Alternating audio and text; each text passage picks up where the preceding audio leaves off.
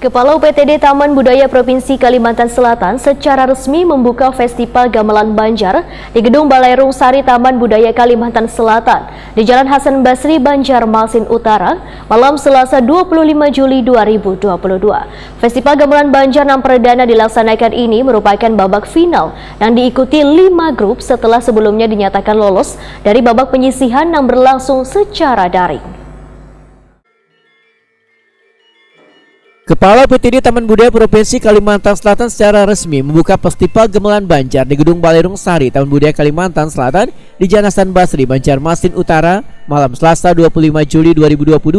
Festival Gamelan Banjar yang perdana dilaksanakan ini merupakan babak final yang diikuti 5 grup setelah sebelumnya dinyatakan lolos dari babak penyisihan yang berlangsung secara daring.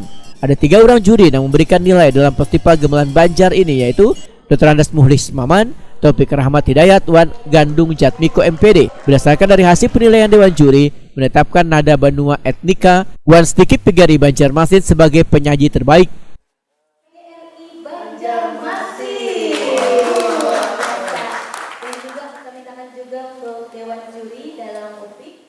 Seseorang juri Gandung Jatmiko MPD Wahetokuni Prima TV mendahkan secara visual, penampilan dari kelima finalis dirasa kurang menarik. Dosen ISI Yogyakarta ini menegaskan, secara teknis blocking penataan instrumen di arena pentas belum tertata dengan baik hingga menyebabkan ada beberapa pemain yang tertutup oleh pemain lainnya.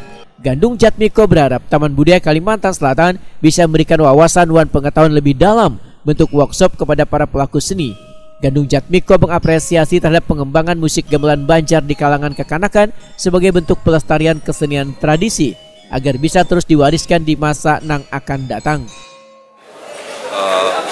Instrumen musik dalam hal ini gamelan di area pentas yang disebut proceeding stage itu harus nampak semua, karena kalau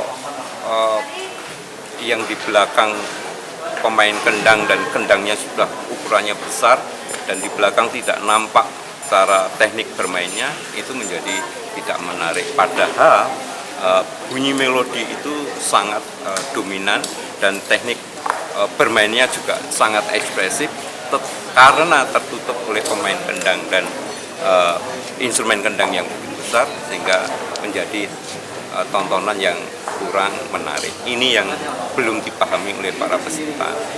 Namun demikian saya paham mereka penyaji hari ini mungkin belum mendapatkan sesuatu keilmuan atau workshop dari UPTD Kalimantan Selatan. Saya berharap UPTD Kalimantan Selatan bisa memberikan keilmuan, pengetahuan, wawasan pada sanggar-sanggar yang ingin menyajikan. Tetapi yang luar biasa, Kalimantan Selatan tidak akan pernah kehilangan gamelan Banjar, karena eksibisi hari ini sangat luar biasa, dari anak-anak SD sampai anak-anak SMP yang sudah menyajikan begitu lebih ekspresif dibanding penyaji yang mengikuti festival. Kepala UPTD Taman Budaya Kalimantan Selatan Suharyanti SSN menyatakan, festival ini salah satu program untuk melestarikan budaya yang ada di Banua hingga lebih tersentuh lagi secara spesifik terkait dengan gamelan Banjar ini. Sehingga kedepannya gamelan Banjar, ujar Suharyanti, akan lebih eksis lagi agar kada tergerus oleh zaman. Diskusi dan sebagainya.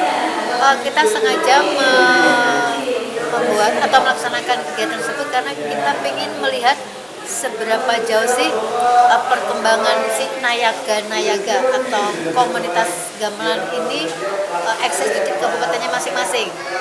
Seberapa mereka itu dalam memberikan sebuah iringan-iringan di dalam gamelan ini. Nah, di sini kita lihat sedemikian perkembangannya, ada yang mungkin sudah mengalami perkembangan, mungkin masih ada yang klasik dan sebagainya.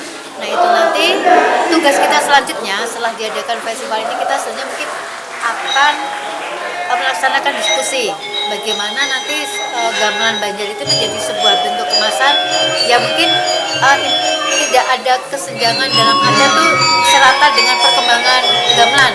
Dalam hal ini tujuannya gamelan itu memang bisa berdiri sendiri, tidak hanya dinikmati mendengar, tetapi kita bisa dinikmati dengan indera, kemasan pertunjukannya itu. Selama ini kan kalau kalau cuma iringan kan kita berpejam aja kan sudah bisa ya, tapi di sini bagaimana pertunjukan gamelan kemasan itu menjadi sebuah nikmat karya seni baik indera maupun. Sementara itu, juri memberikan penilaian pada 4 nominasi finalis terbaik, yaitu Sanggar Permata Icecela, Sanggar Anak Pandawa, Grup Mahadaruna, Wan Sanggar Sirang Bastari.